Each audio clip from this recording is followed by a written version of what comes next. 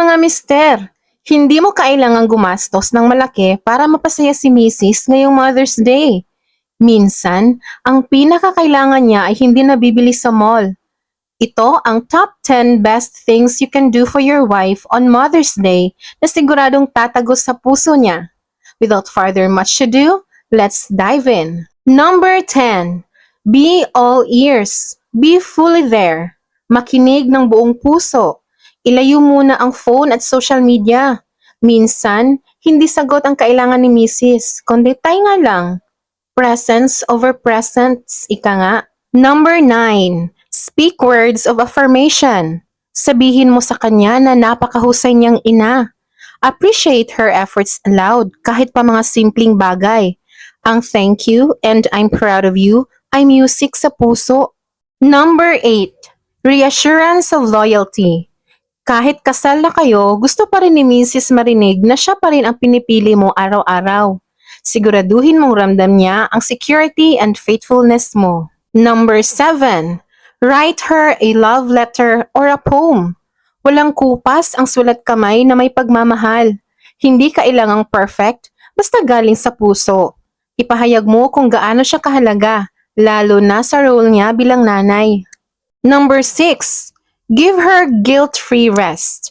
Hayaan mo siyang magpahinga nang walang iniisip. Ikaw muna sa mga gawain sa bahay at sa mga bata. Sabihin mong okay lang siya magpahinga at matulog nang walang istorbo. Number 5. Cook her favorite meal. Hindi mo kailangang maging chef. Kahit sinangag, itlog at ginisang corned beef lang sa breakfast niya. Ang taas na ng pogi points mo nun. Number 4. Give her a full body massage. Hindi kailangan ng spa. Kayang-kaya sa bahay. Use your hands to relax her tired body. Number 3. No spend date. Date sa terrace, street food trip, plaza walk, kahit saan basta magkasama kayo at nagkwekwentuhan tungkol sa kung paano ninyo napagtatagumpayan ang marriage and family life. Number 2. Finally do something she has been asking for. Yung matagal na niyang nire-request, ayusin ang pinto, palitan ang sirang bumbilya, kahit ano man yan, na matagal mo nang nade-delay. Today is the perfect day to finally do it. And number 1, pray for her out loud. Hawakan mo ang kanyang kamay at ipanalangin mo siya ng taimtim. That's intimacy. O ayan mga mister dyan, hindi kailangan ng mamahaling regalo para mapasaya si Mrs. ngayong Mother's Day.